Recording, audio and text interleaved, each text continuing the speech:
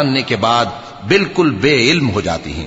اور اے دیکھنے والے، تو دیکھتا ہے کہ ایک وقت میں زمین خشک پڑی ہوتی ہے، پھر جب ہم اس پر مے برساتے ہیں تو وہ شاداب ہو جاتی اور ابھرنے لگتی ہے اور طرح طرح کی بارونق چیزیں اگاتی ہے۔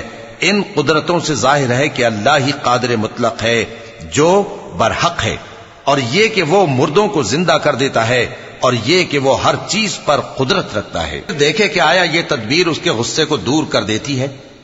اور اسی طرح ہم نے اس قرآن کو اتارا جس کی تمام باتیں کھلی ہوئی ہیں، اور یہ یاد رکھو کہ اللہ جس کو چاہتا ہے ہدایت دیتا ہے۔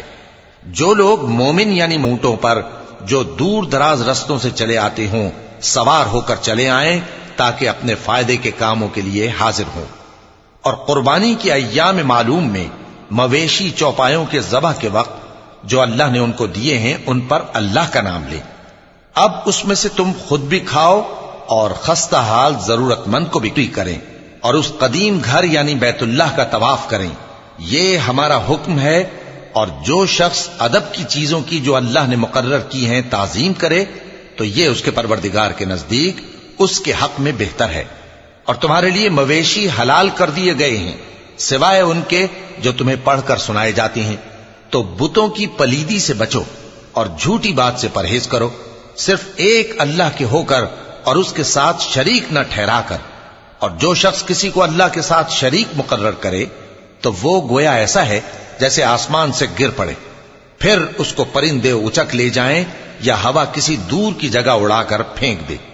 یہ ہمارا حکم ہے۔ وسوسہ شیطان ڈالتا ہے اس کو ان لوگوں کے لیے جن کے دلوں میں بیماری ہے اور جن کے دل سخت ہیں، ذریعہ آزمائش ٹھہرائے۔ بے شک ظالم لوگ مخالفت میں دور جا پڑے۔ اور یہ بھی غرض ہے کہ جن لوگوں کو علم عطا ہوا ہے وہ جان لیں کہ وہ یعنی وحی تمہارے پروردگار کی طرف سے حق ہے، تو وہ اس پر ایمان لائیں اور ان کے دل اللہ کے آگے عاجزی کریں۔ اور جو لوگ ایمان لائے ہیں اللہ ہی کی ہوگی اور وہ ان میں فیصلہ کر دے گا۔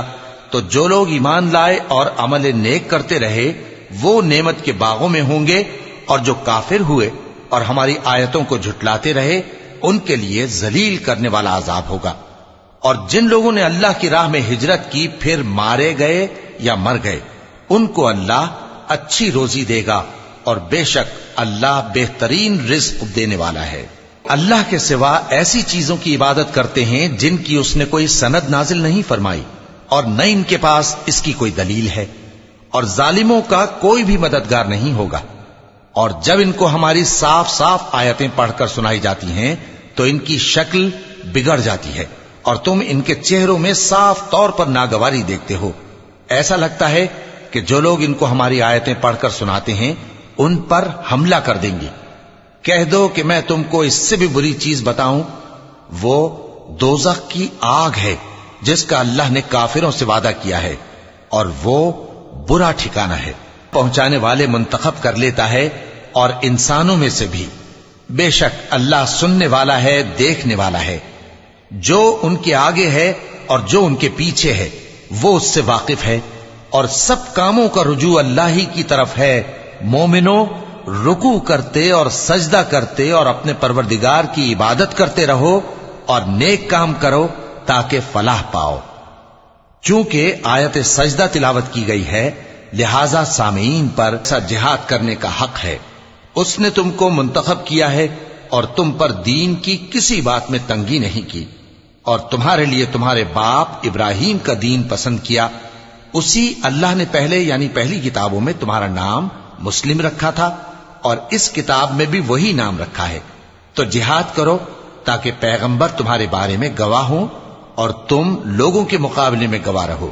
سو مسلمانوں، نماز قائم کرو اور زکوٰۃ دو اور اللہ کے دین کی رسی کو پکڑے رہو، وہی تمہارا دوست ہے۔ سو وہ کیا